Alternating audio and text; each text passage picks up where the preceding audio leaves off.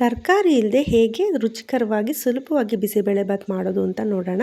ಈಗ ಅದಕ್ಕೆ ಕುಕ್ಕರ್ಗೆ 1.5 ಗ್ಲಾಸ್ ಅಕ್ಕಿ, 1 ಗ್ಲಾಸ್ ಬೇಳೆ, 2 ಈರುಳ್ಳಿ, 3 ಟೊಮ್ಯಾಟೊ ಮತ್ತು ಆಲೂಗೆಡ್ಡೆ ಮತ್ತು ಬೆಳ್ಳುಳ್ಳಿ ಇಷ್ಟನ್ನು ಚಿಕ್ಕದಾಗಿ ಕಟ್ ಮಾಡಿ ಹಾಕ್ಕೊಂಡು ಒಂದು ಅರ್ಧ ಸ್ಪೂನ್ ಅರಿಶಿನ ಪುಡಿ ಹಾಕಿ ಅದಕ್ಕೆ ನಾನಿವಾಗ 12 ಗ್ಲಾಸ್ ನೀರು ಹಾಕ್ಕೊಂಡು ಉಪ್ಪು ಹಾಕಿಬಿಟ್ಟು ಎಣ್ಣೆ ಹಾಕಿ ಒಂದು 4 ವಿಷಲ್ ಕೂಗಿಸ್ಕೊಳ್ಳೋಣ. ಈಗ ಸ್ಟವ್ ಮೇಲೆ ಒಂದು ಪ್ಯಾನ್ ಇಟ್ಕೊಂಡು 1 ಕಪ್ ಕಡಲೆ ಬೀಜ, ಕಡಲೆಬೇಳೆ, ಅರ್ಧ ಕಪ್ ಹೆಸರುಬೇಳೆ, 1 ಸ್ಪೂನ್ ಉದ್ದಿನಕಾಳು, 1 ಸ್ಪೂನ್ ಜೀರಿಗೆ, 1 ಸ್ಪೂನು ಕಾಳುಮೆಣಸು, 1 ಪೀಸ್ ಚಕ್ಕೆ, 5 ಬ್ಯಾಡಗಿ ಮೆಣಸಿನ್ಕಾಯಿ, ಕರ್ಬೇವಿನ ಸೊಪ್ಪು ಇಷ್ಟನ್ನು ಚೆನ್ನಾಗಿ ಫ್ರೈ ಮಾಡಿ ಒಂದು ಪ್ಲೇಟಿಗೆ ಹಾಕ್ಕೊಂಡು ತಣ್ಣಗಾದ್ಮೇಲೆ ಇದನ್ನ ಚೆನ್ನಾಗಿ ಪೌಡ್ರ್ ಮಾಡ್ಕೊಳ್ಳೋಣ.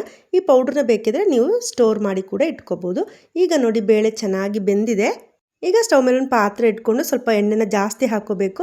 1 ಕಪ್ ಕಡಲೆ ಬೀಜ, ಒಂದು 3 ಬೆಳ್ಳುಳ್ಳಿ, ಕೆಂಪು ಮೆಣಸು, ಕರ್ಬೇವಿನ ಸೊಪ್ಪು ಇಷ್ಟನ್ನ ಹಾಕಿ ಮೀಡಿಯಮ್ ಊರಿಲಿ ಫ್ರೈ ಮಾಡಿ ನಾವು ಪುಡಿ ಮಾಡಿ ಇಟ್ಕೊಂಡಿರೋ ಪುಡಿನ ಹಾಕಿ ಮಿಕ್ಸ್ ಮಾಡಿಬಿಟ್ಟು ಅದಕ್ಕೆ ಸ್ವಲ್ಪ ಉಪ್ಪು ಹಾಕಿ ಚೆಂದ ಮಿಕ್ಸ್ ಮಾಡಿ ನೋಡಿ ನಾವು ಬೇಯಿಸ್ಕೊಂಡಿರೋ ಬೇಳೆ ಮತ್ತು ಅಕ್ಕಿಗೆ ಚೆನ್ನಾಗಿ ಹಾಕಿ ಮಿಕ್ಸ್ ಮಾಡಿದರೆ ಬಿಸಿಬೇಳೆಬಾತ್ ರೆಡಿ ಆಗುತ್ತೆ. ಲಾಸ್ಟಿಗೆ 2 ಸ್ಪೂನ್ ತುಪ್ಪ ಹಾಕ್ಕೊಂಡ್ರೆ ತುಂಬಾ ರುಚಿಯಾಗುತ್ತೆ. ಸುಲಭವಾಗಿ ಬಿಸಿಬೇಳೆಬಾತ್ ರೆಡಿ ಆಗುತ್ತೆ. ಲಾಸ್ಟಿಗೆ ಇದ್ರ ಮೇಲೆ ಬೂಂದಿ ಮಿಕ್ಚರ್ ಹಾಕ್ಕೊಂಡು ತಿಂದರೆ ಸೂಪರ್ ಆಗಿರುತ್ತೆ. ಎಲ್ಲರೂ ಟ್ರೈ ಮಾಡಿ. Thank you.